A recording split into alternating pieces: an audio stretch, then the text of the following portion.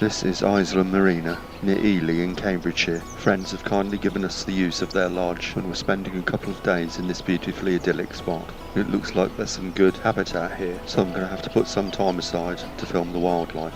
To the rear of the lodge flows the River Lark, a tributary of the River Great Ouse.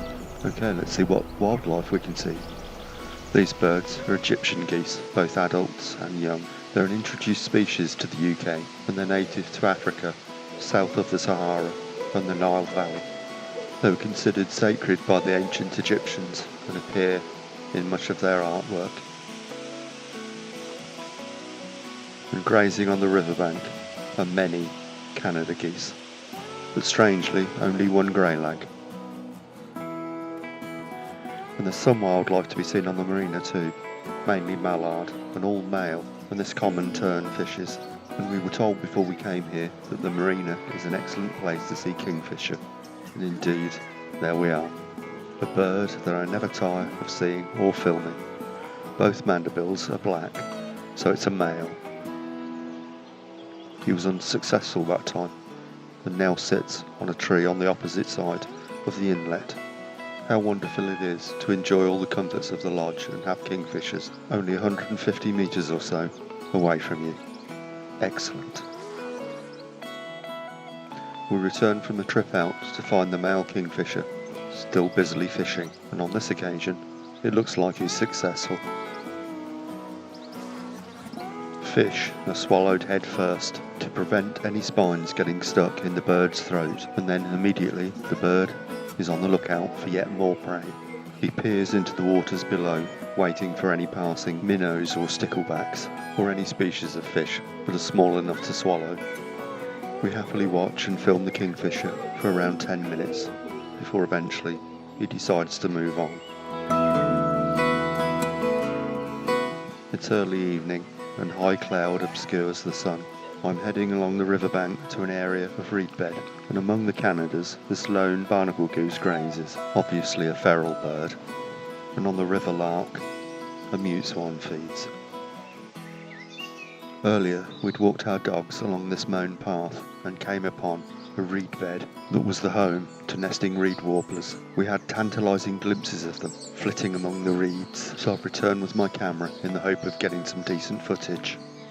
As I walk by the reed bed, I see brief flashes of brown moving among the reeds, but no clear view. But then, thankfully, my luck changes as the birds begin to rise out of the depths of the reeds where they have their nests to afford me some of the best footage I've ever got of reed warblers. I've filmed them several times before, but usually from a hide and mostly looking down into the reeds. But no hide needed today.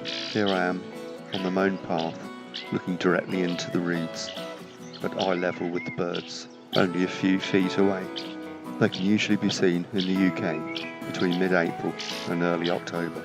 They don't usually sing from a high perch, they usually sing from the depths of the reed bed, so they're much more often heard than seen. It's migratory and winters in sub-Saharan Africa. As the sun sinks lower, I head back towards the lodge, with the reed warblers still showing beautifully.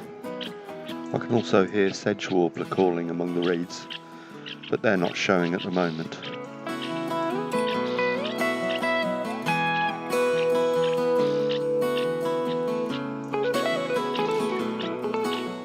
And here's an unwelcome sight at the edge of a reed bed, chock full of nesting warblers, but thankfully on my approach this fat cat quickly moves off. I'm almost back at the lodge now, enjoying some summer colour in the evening light.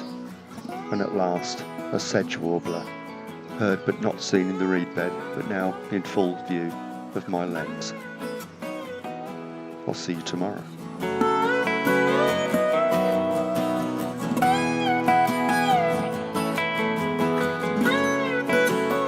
It's the following day and it's cloudier than yesterday, but the forecast is for sunshine. Over breakfast we look for the kingfisher, but it's not there at the moment. Just these wood pigeon. It looks like they're building a nest in this bush, and also a familiar sight in the garden at home, a collared dove. Well, the weather forecast is correct, and soon the grey clouds roll away, bathing the marina in bright sunlight. And what a beautiful day for a spot of boating. We're just watching these people enjoying their boat ride when a shrill whistle announces the return of the kingfisher.